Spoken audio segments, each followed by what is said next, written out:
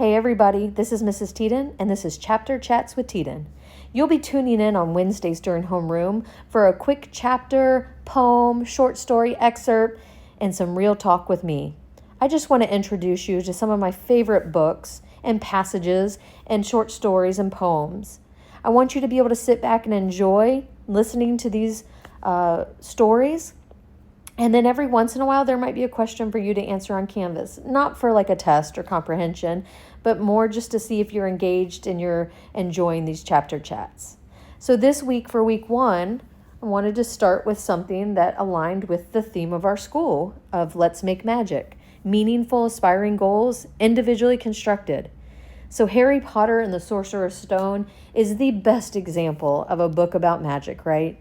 So I definitely wanted to start with that. And I wanted to start with a chapter, or read you a chapter, that is about Harry getting ready to go to school. So he just found out he was a wizard, and he went school shopping with Hagrid.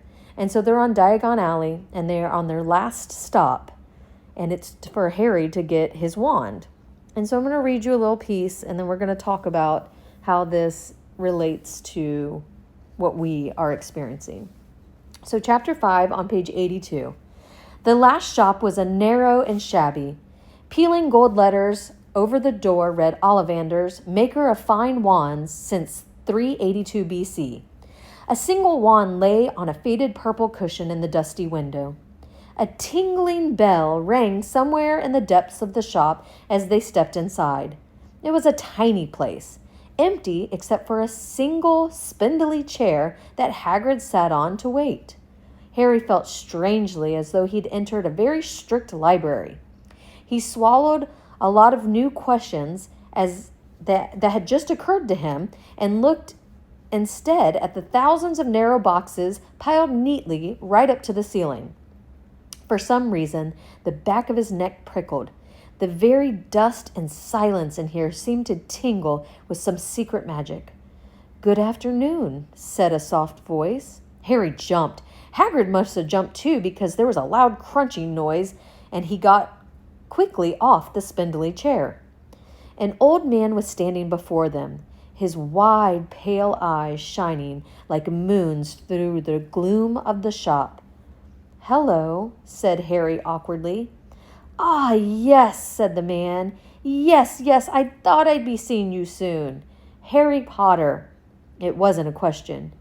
"You have your mother's eyes. It seems only yesterday she was in here buying her first wand, 10¼ inches long, squishy, made of willow. Nice wand for charm work." Mr. Ollivander moved closer to Harry. Harry wished he would blink. Those silvery eyes were a bit creepy. "Your father, on the other hand, favored a mahogany wand, 11 inches, pliable, a little more power and excellent for transfiguration. Well, I say your father favored it really, the wand that chooses the wizard, of course." So I picked this because I love that last line. It's really the wand that chooses the wizard, of course. It makes me think of the gifts that we have, the talents that we have. And it makes me think of how sometimes we don't choose what those talents are, but we use them to make magic. And so Simmons, so far for me, and I'm new here, it's been a magical place. It's been the place where I know I need to be and use my talents. So I'd like us all to think throughout the year of each other and our talents and how we can take those talents and combine them, put them together to make Simmons the most magical place for the most magical school year. So I'd like you to think about that as you go on for the rest of your day and your week and your year. And I thank you guys for listening to Chapter Chats with Teeden. Have a great day.